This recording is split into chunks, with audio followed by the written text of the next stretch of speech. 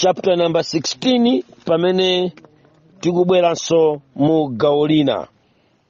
Chapter number 16 tiyambira verse yake number 1 pamwambapo akuuza kuti Kora, Datani ndi Abirahamu awukira Mose. Sukumva. Kora, Datani ndi Abirahamu awukira Mose.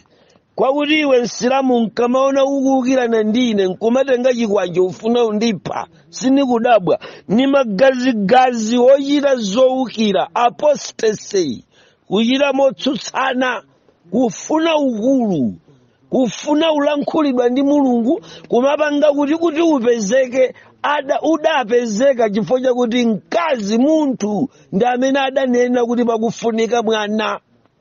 Sukumva chichewa nibwereze kufuna kumapanga zinthu zochoka mwa anthu maganizo au munthu ukufuna ukalamulire nawo pa zinthu zimene zimayendera malamulo a Mulungu.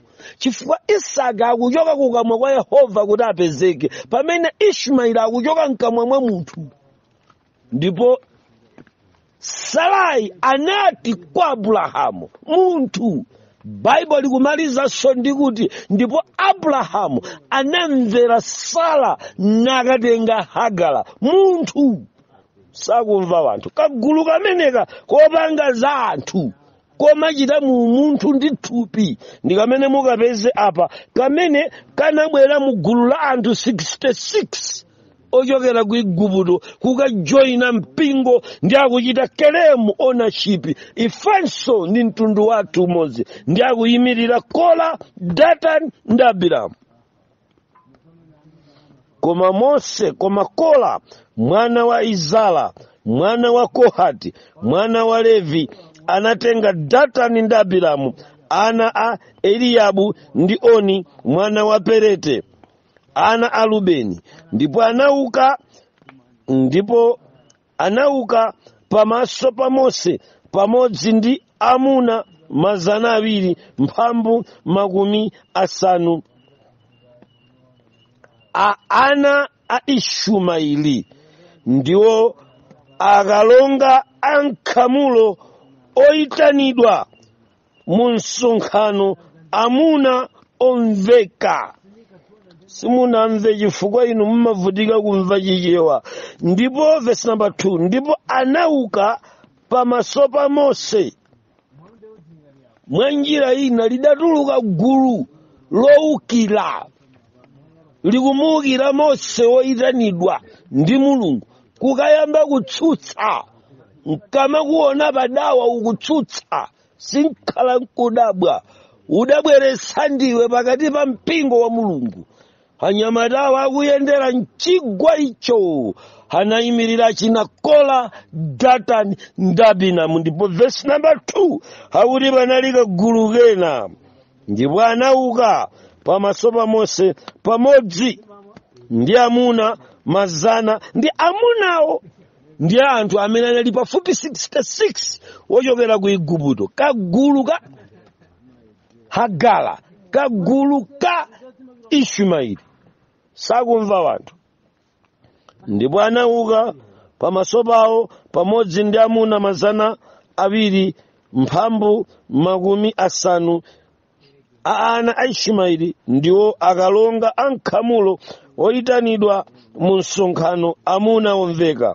Ndipo anasonkhana motsutsana pa Mose Aloni nanena nawo mukula mphamvu inu pakuti nkhamulo lonse lopatulika onsewa ndipo Yehova ali pakati pawo.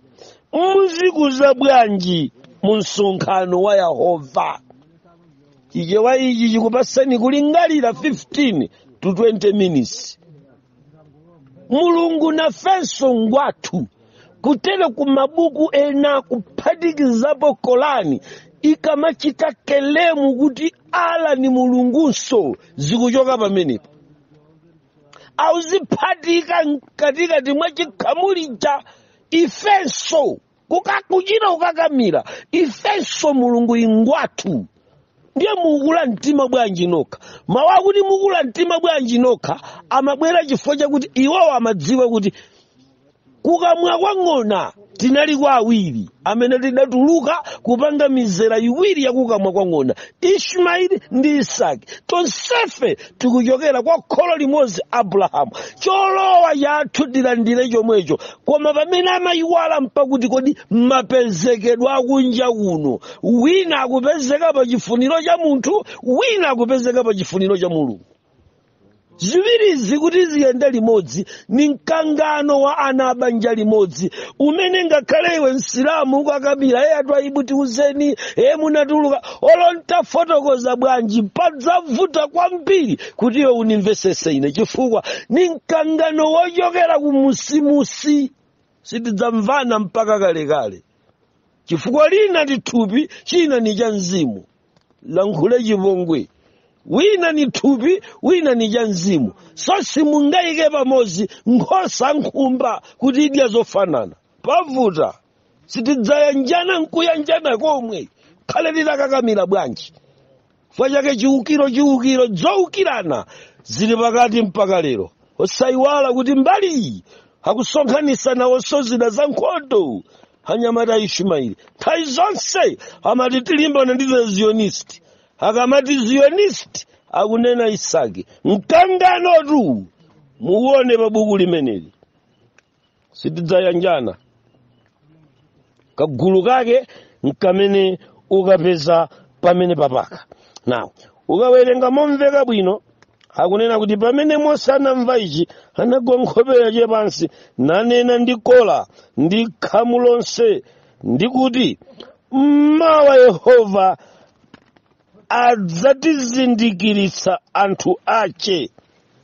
Ndi ayani wopatulikira ndani amene adzamsendezera pafupi ndi iye, ndipo amene adzamsankha adzamsendeza pafupi ndi iye. Now, akufuna ubwerabe ndi chisankho, referendamu. Chisankho chidachitika apa, padachitika chisankho chapakati pa mtundu wa Ishmaeli. Kagulu kaja kanabwera kuchoka ku Igupto kudzajoina ana a Israeli njira, achina Kola, Datani ndi Abinamu amene adadzakopeka nawo anyamata 66 wa. Akuti iwe ndani Mose? Ndiye Mose akuti khalani chete, asankha yekha Mulungu.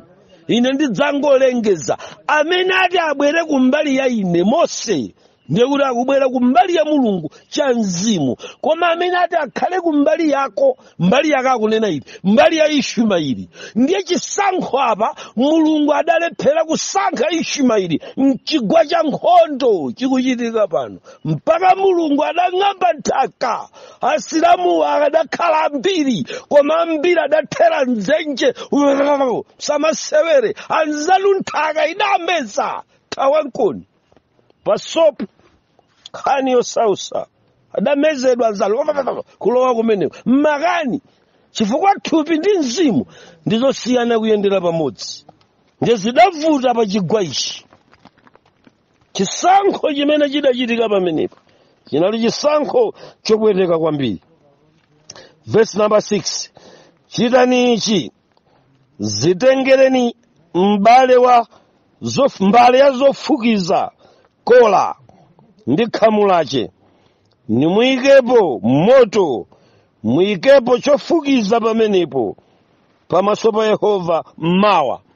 Ndipo kudzali kuti amene Yehova ansankha wopatulika ndiye wakukula mphamvu, inu ana Alevi.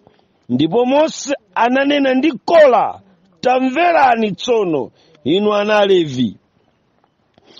Kodi muchiyesa chinthu chaching'ono kuti Mulungu wa Israeli anakusiyanitsani pakati pa khamu la Israeli, pakukusendezani pafupi ndi iye kuchita ntchito yakukachisi wa Yehova ndi kuyima pamaso pa khamu?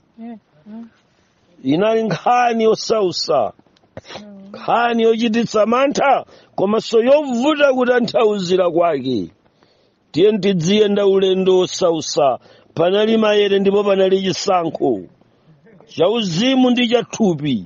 Ndekuti tapeza kuti kamkangano kamene kadachitika mu Numeri chapter number 16, kagulu kakola Datani ndi Abiramu, mukamawerenga nkhani mupeza kuti panali ana Alevi amene adakaphatikana ndi anthu 66 ankhamu la Ishumaeli. Ndi mmene tunikumvera ine chichewa, poti chanu chimavuta kumva, mwina changa chinso chingakuvuteni, koma muchimvesese bwino nkale chophatikizika nchiyawo. Koma powerenga apa chikuoneka kuti pakati pa anthu amenewa pali kusiyana. Pali ana Alevi amene akuntchula kuti mmenemu mukutuluka Kora, Datani ndi Abiramu, amene anali atasankhidwa kumagwira ntchito ya kukachisi. Mmene kakubwera kagulu ka anthu 66 kochoka kwa Ishumaeli, ngati mmene uliliwe nzanga msilamu ukubwera kwa ine mkhirisitu, ndiye anayamba kupanga konvisi. Wapanga konvisa ana Mulungu aja, ndiye mpaka na Kora, Datani ndi Abiramu ogwira position kukachisi anakopeka ndi kunyengerera kwa mawu osyasyalika ana Ishumaeli aja msilamu aja kukanyengerera nda ana Mulungu kukachisi. Ndi mmene mukuonera lero, ndi mmenenso zidakhalira khale pamene chisilamu chimayamba. Mukaona kuti Muhammadi anakakhazikika ku Madina kumene kukuchokera kagulu kena. Nkhani imene ini yayikulu kwambiri mwana wa Mulungu, koma utangondilola kuti ngati nkutheka tipite patsogolo pa nkhaniyi, ndikhulupirira kuti ndikukupasa chithunzi cha kagulu kameneka. Now, mmene ukumva za gulu la Ishumaeli pa verse number 2, amakamu okwana ngati 66 nambala yawo. Kazi kumveka kaya. Kagulu kameneka ukukapeza pamene paka ndi kamene kakuuze kuti ndi kagulu kakola kamene kakubwera kuchokera ku Igupto. Nkhani yake ndiyo sausa. Nkhani yake ndiyo sausa. Ndiye tibwere pa Numeri chapter number 6. Numeri chapter number 3. Kuti tikhale ngati tikupita kokwangula mmene ine nimaonera mmene chimayendera chisilamuyo nimachitsata m'Baibulomo, koma kuchoka ku mtundu ndiye nikutsatitsa mmene nimaonera iwe. Mmawa udzatulusa maaudio ako nawenso kundilongosolera niphunzitsa nane mmeneyo umadziwira za chisilamu chimene ukuti chimapezeka m'Baibulo. Koma ine sindachione kwenikweni, kuchiona kwanga ndimachiona kuchoka ku anthu. Apapa ndiye chidaoneka bwino kuti chinabweretsa chisokonezo pakati pa chikhirisitu. Anali anyamata ochoka kwa Ishumaeli mmene ukusokonezera chipembedzo, kusokoneza kwambiri, sokoneza. Tipalapa kamwa bwa. Tiye limodzi m'bale wanga. Verse number, chapter number 3. 29. 3:29. Yudi bwa.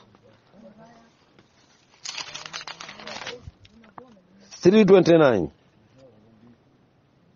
3:29 kunena kuti mabanja ana Kohati azimanga mahema awo mbali ya kachisi chakumwera, ndipo akalonga ambumba ya makolo awo amanja a Kohati ndiye Elizafana mwana wa Israeli. Tsono pamenepa ukapeza ndondomeko ya mmene adziyendera anakola pakamangidwe ndi ndongosolo zakayimidwe kakachisi wa Mulungu. M'bale wanga, tipitirirabe apa kuona kuti Kora anali ndi mwayi woona kapena kulowa uchihema ndi kukaona likasa, malingana ndi Numeri chapter number 4 verse number 6. Ine ndimafuna pamenepa ukadakhala ni mpata wokwanira kuti uyende nane limodzi. Verse number 4, ntchito ya ana Kohati kuchihema chokomanako nayi. kunena za zinthu za zopatulikitsa anali ndi mwayi wolowa ku kachisi, koma Kora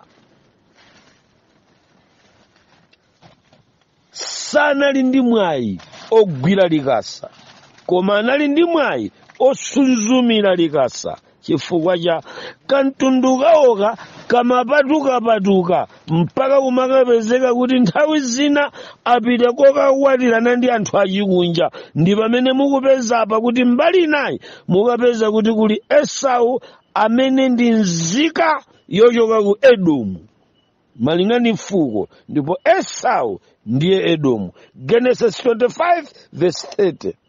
Mfumu ya Edomu ndani? Amenewa ndi kagulunso ka asilamu amene anakana kuti Ishmaeli adutse m'dziko lawo. Numeri chapter number 20 verse number 14. Mwanjira ina amene ankakana kuti Aisraeli adutse m'dziko lawo kanali kafuko ka asilamu. Muziyang'ane mofotokozera bwino, adatseka kuti ayi inu kuno simudutsa.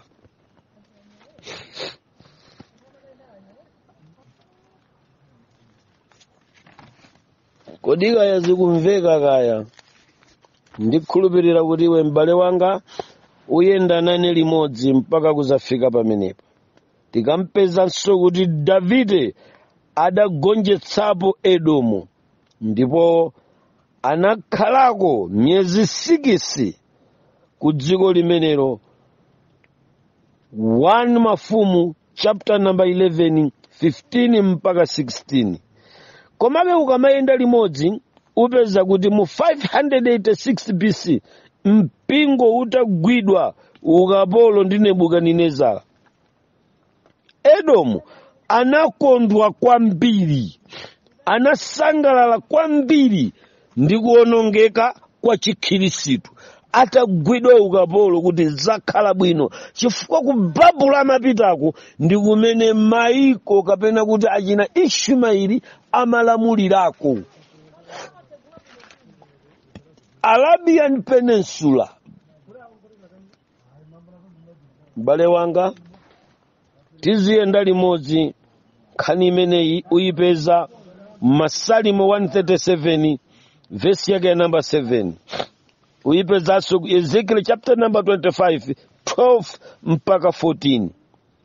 Koma mu 325 BC nyengo ya Amedi ndi Aperesi mu Greek civilization, Edomu adakhalira mbali ya Arabu, ndipo anadziwika monga Nebayoti. Edomu uja dzichoka kwa Esau dziyenda uko. Koma titafika mchaka cha 325 BC nyengo ya Amedi ndi Aperesi kapena kuti mu Greek civilization, timapeza kuti Edomu uja sopano anapita mbali ya Aluya, mbali ya Arabu. Ndipo kuchokera pamenepo munthu ameneyu Edomu anayamba kutchedwa kuti Nebayoti, uchatampeza pa Genesis chapter 25. Ndiye kuti pamenepo tsopano ukaona kuti gulu la Nebayoti linalandiriratu kapena kuti linalowera kummawa kwa Edomu, yomwe anali mbali ina ya Ishmaeli. Komanso iwowa anali dera lina pang'ono ankaoneka ngati Israeli. Now, nyengo ya Judas Magabeo kapena kuti Maccabean revolt, nthawi ya John Hanuka Muloma, adakakamiza Edomu onse kulandira Yuda. Sudamve hani osausa gulu limene lila Nebayoti limene lidali kumawa mudabu ya ku Israeli kuja, koma tsopano adalowa konso ya kumawa kwa Israeli. Ndiye kuti mukubwera tsopano pamenepa kuti tikafike mbiri ya ku Golani Heights. Mapiri aja Golani amalimbirana aja. Mukapeza tsopano mmene mu Afilisti ndi Mapalestina. Chideradera chimenechi chizakupasani mbiri ya mtundu wina. Koma nkanyengo aka kama kabiri ya nilivoti nyengo ya John Hanuka mloma atuyu. Kanyengo kameneka achina John Hanuka wa Aloma adakakamiza Edomu yense kuti alandire chiyuda, ndipo anakhaliratu Ayuda koma mowakakamiza. Mu 8 BC John Hanuka adapereka ulamuliro kwa Herodi Mroma, ndipo mzinda wa Edomu unayamba kutchedwa Yudeya. Ziphatikizikatu zinthu. Chisilamu sichidayambe kutumphuka bwinobwino. Tikungolondola vanthu. Sudamve mbiri imeneyo. Mu 8 BC John Hanuka adapereka ulamuliro kwa tikati 8 BC ndekuti kwa sala zaka 8 kuti Yesu abadwe. Ndi pamene kadera kaja kamene anakayalamulira achina anyamatawo awo achina Edomu kanapasidwa ulamulo ndaloma, ndiye kanasinthiratu ndi kukhaliratu cha Yudeya. Kazumveka kaya. Lero tayamba kufotokozera ulosi umenewu wa Edomu. Kodi zikumveka zimene zimbale wanga? Ndiye tsopano ndimafuna kuti kuchokera sopa ndime imeneyi mmene tikuyamba kuchilondola bwino chisilamu ndi anthu awo, mmenemu ndikungofotokoza m'mapazi mmene mayina akafuko kochokera kwa mkazi Hagara adayendera. Ndiye panali ngati pali chisokonekero. Kutereku ndiye kuti mupeza kuti kadera akaka ka Yudeya aka muli kuphatikizika kwa mtundu amenenso pakafukufuku akupezeka kuti ena mwa iwo adathamangitsidwa nkutulutsidwa mu mzinda wa Yudeya ndi kuthawira ku Saudi Arabia, kuti kumeneku ndiye kwanu. Mikangano inayamba kufika papakulu povuta. Mmenemu ndi mmene ine ndingayeseyese kukufotokozerera mbiri imeneyi.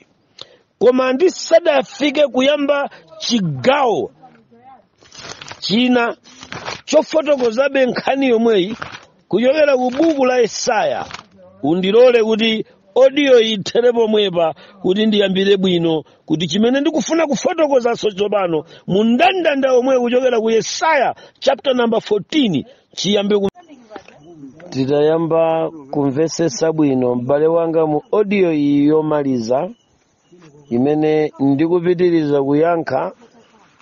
Ndiyankha funso lina polumpha uku limodzi mwa mafunso amene unafunsa kuti kodi msilamu nayenso angapulumuke. Ndiye mafuna kukuyankha kuti Yesaya mneneri wakanthawi akuyamba kuti pasamawu opereka yankho kuti dzanja la Yehova silimayang'ana mtundu kapena m'bale olo utachimwa mwa mtundu wanji, koma ngati ubwera kwa Mulungu iyeyi ali okhonzeka kukulandira mosayang'anira mtundu wa chipembedzo. Kwakuti zimene timapangazi anga Satana amenewo sanatembenuke, koma amenewo adatere ndi zinthu zochita iwe ndine pa umunthu bulantaya mwakomo, ndi zochita iwe ndine pakudana pokayikirana kuti mwina uyu alandira mchere wambiri iwe wako uchepa.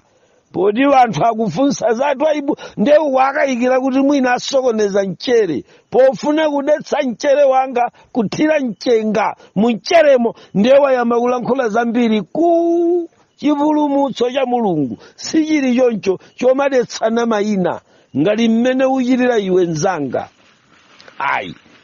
ine ndi munthu pandekha, iwenso ndi munthu, tonsefe tili ndi mwayi ofanana amene adayamba kutambasula kuufananitsa mwayiwu kuti ungapezeke kwa iwe msilamu ngakhale kwa ine mkhristu. Wotipulumutsa ndi mmodzi, ndiye Mulungu akamapulumutsa ndi kuyankhe samayang'ana mtundu. Iweyo ndi amene umadzitcha kuti koma ine msilamu ndikafuna kupereka thandizo koma kwa msilamu.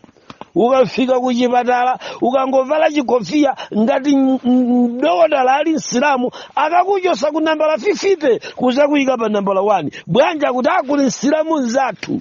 Ninuyo mmapanga zimene Mulungu alibe kuti ni mkhristu nzanga ninkondere kapena ni msilamu nzanga ninkondere.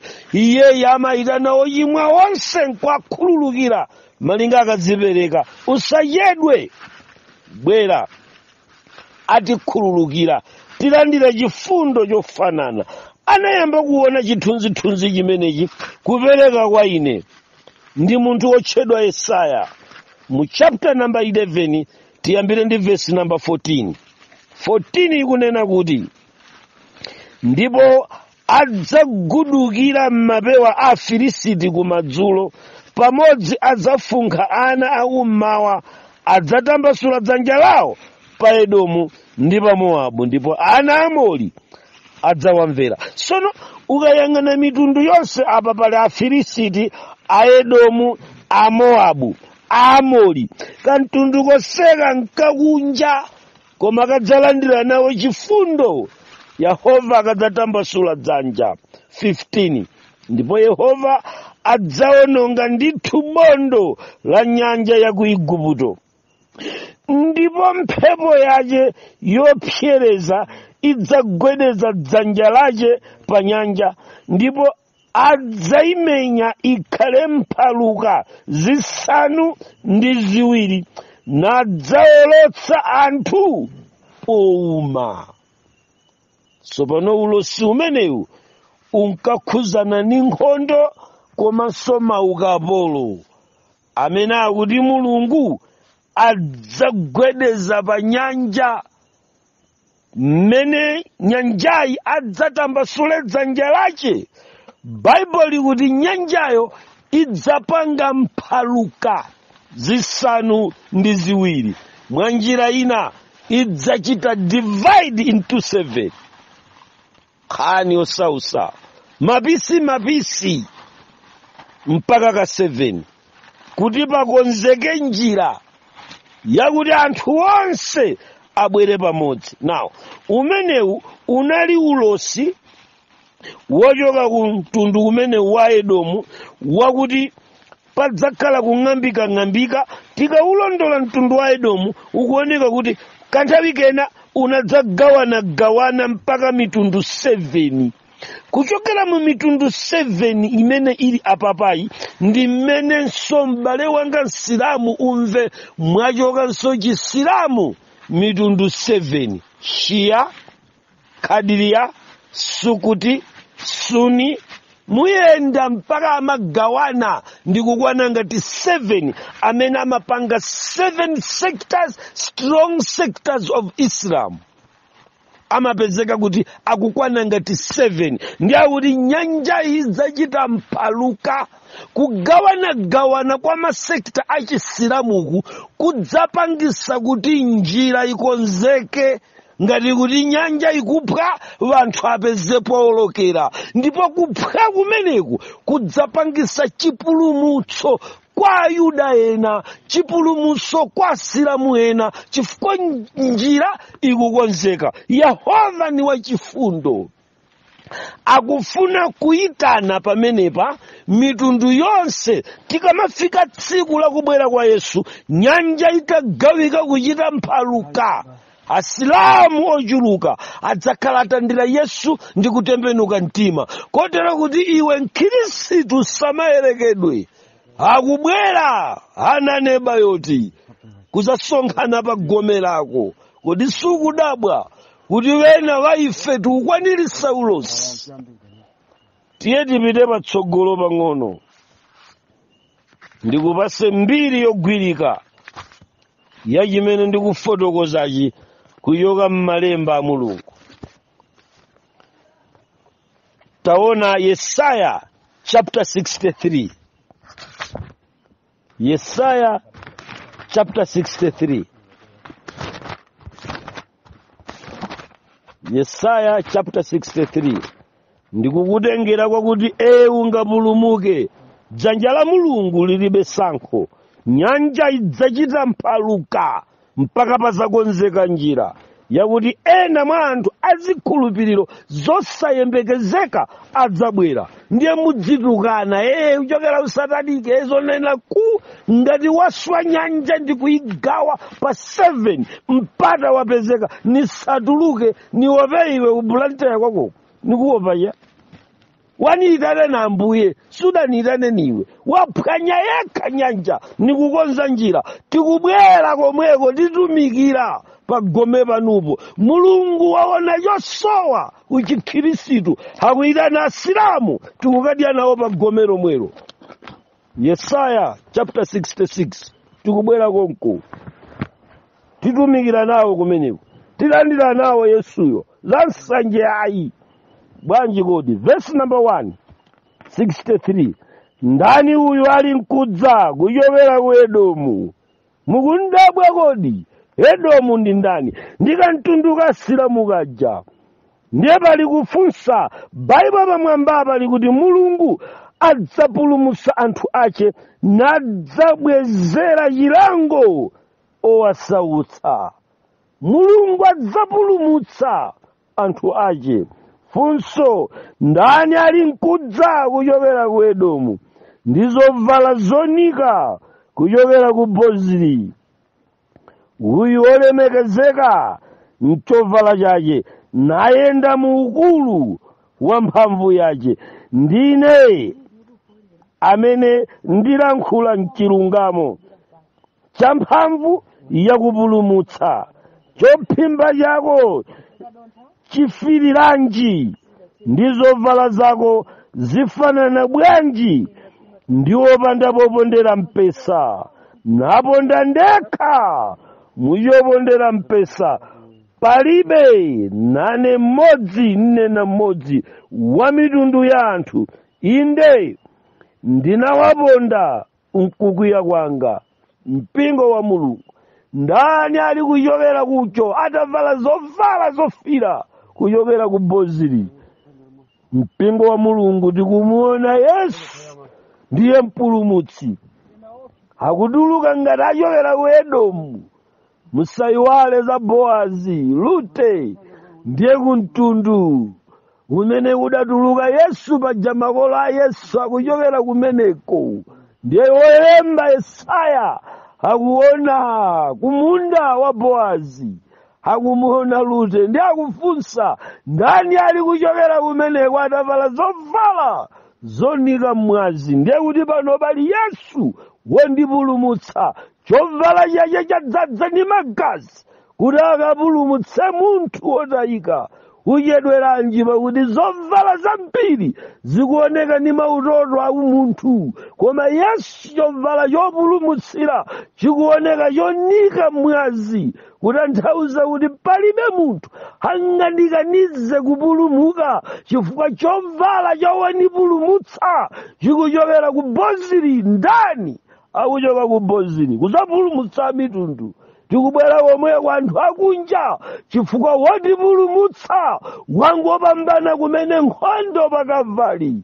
Atakweza dzanja lake lamanja ndi lamanzere nanena kuti kwatha. Mwazi udatsika chifukwa cha ine. Zovala zonika mwazi udakwera pa mtanda, siwe apostolo.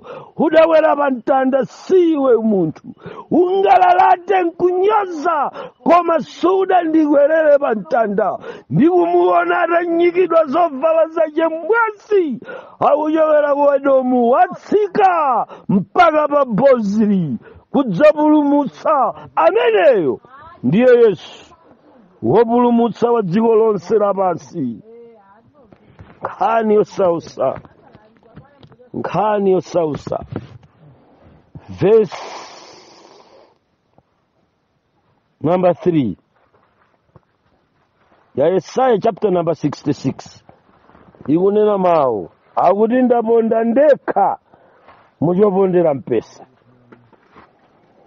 So chipulumutso mcha iyeyo Yesu wapitapo yekha muchopondera mpesamo, afuna kupulumutsa. Ntchito yaye ndi kuwombola wanthu.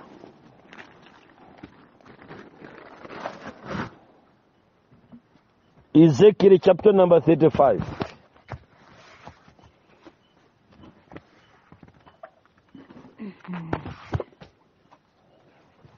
Ezekiel chapter number 35.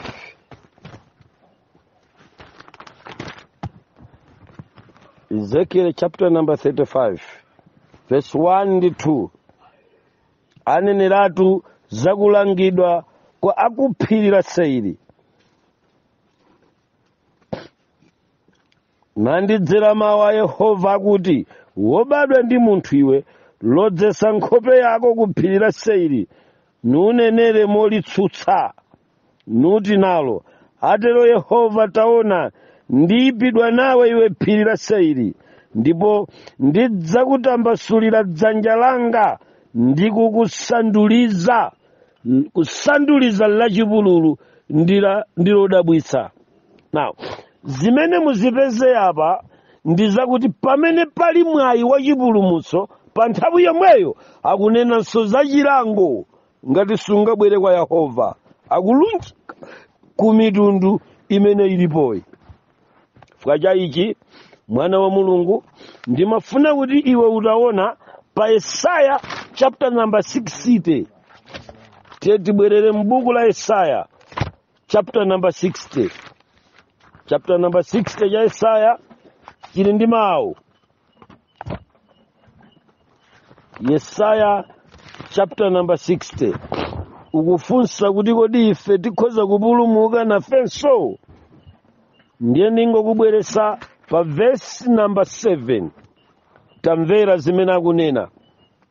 Verse number 7 ikuti, zoweta zake dala zidzasonkhana kwa iwe, nkhosa za mphongo za Nebayoti zidzakutumikira. Idzo zidzafika ndi kulandiridwa pa guwa la nsembe, ndipo ndidzakomesa nyumba ya ulemerero wanga. Sukumva chichewa ichi. Verse number 7. Funso likuti, kodi asilamu angapulumuke? Ndiye ndikunena ndiwe mkhirisitu amene umatseka chitseko, ntchito itakanika akhirisitu adalephera m'masiku akumapeto, mutazitama ndi kuzichemerera ni mipingo, ndi kuchemerera kuti koma mpingo koma wanu, ndikunena kuti akunja ayi. Tamverani chimene Yesaya akunena, wonena ndi Mulungu kudusa mwa Yesaya. Verse number 7, mukhale nayo chidwi, akuti zoweta zake dala zidzasonkhana kwa iwe. Akunena zoweta zake dala mmene tinali ku buku la Genesis chapter number 25, tinapeza kuti Kedala, Nebayoti, onsewa ndi ana a Ishumaeli, ndaluya amenewa. Koma Baibulo kuti pa verse number 7, zoweta za Kedala akufuna kutanthauza kuti wanthu otuluka ku chisilamu adzabwera kwa iwe. Pasopo tikubwera komweko, tikulandira ntchito zakukanika, zakukakamira, ukulephera kuti ukatambasuke bwino, matama angokukulira ching'a. Zikubwera zoweta zake dala, zikulanda timaubusa tanuto, tilalikira nife inu magawanani za 10, tibwera kuchoka kuthengo, tigwira ntchito. Mulungu akuyitana zoweta zake dala. Hakunena wanthu ochokera ku mafuko a Isilamu ali ni mphamvu. Mulungu nunena pano ndiye kuti msilamu wamphamvu kwambiri wa ku Lebanoni wangotembenuka kumene dzana mumumva Yesu akulalikira zoweta za mphongo zake dala zikuchoka m'mapanga mmene zinali mzipembedzo zawo zimene inu mudazipanga kondemu. Tikubwera komweko kuti tidzatani. Tamvera Verse number 7. Zoweta zake dala zizasonkhana kwa iwe. By force, mufune musafune, tisonkhana konko, tikwera nawo pa gome la Khristu. Eni yake mwakhala yete, tikwera apo tilalikira Yesu pamenepo. Tidalira pa dzina limene inu mudalikana, tidalira pa dzina limene inu mudalinyoza, titukula choonadi chimene inu mudachitaya, tilalikira Yesu amene mudamuona wopanda ntchito. Ife tikubwera komweko chifukwa Baibulo likuti zoweta zake dala zizasonkhana kwa iwe, usatseka pa chitseko, nubwera komweko mdzalalikira Yesu. Wanitana na Mbuye si iwe ayi. Zoweta zake dala hakunena ife amene tili asilamu, hakutiyitana akuti tibwere tikasonkhane pa gome. Khani osausa. Vesi limeneli sili kungothera pomwepo. B yake hakunena kuti pamene zikusonkhana kwa iwe nkhosa za mphongo za Nebayoti zidzakutumikira, izo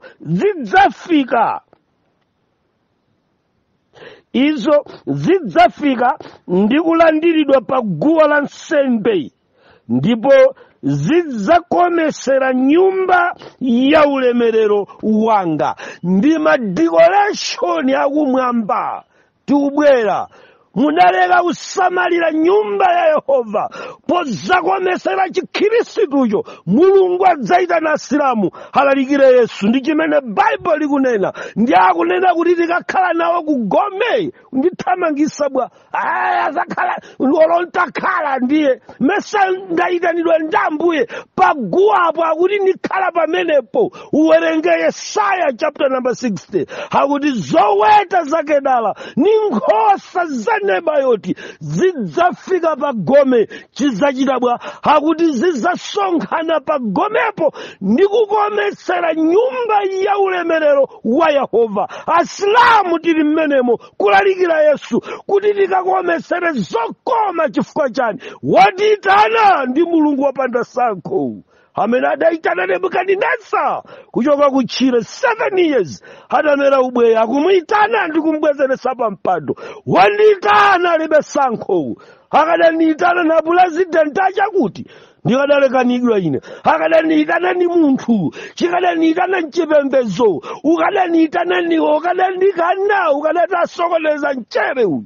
Koma wayitana anayitana Yehova Mulungu kuti ndzata waliona kuti gome lili mbwe, mwayipitsira pa gome paja haina kachipembedzo. Ife mpingo osala, ife ndenda 7 ife, Mulungu adatitana mwayipitsira pa gome. Hakuyitana ife ndizasese muli makani bwa, waliyitana Mulungu.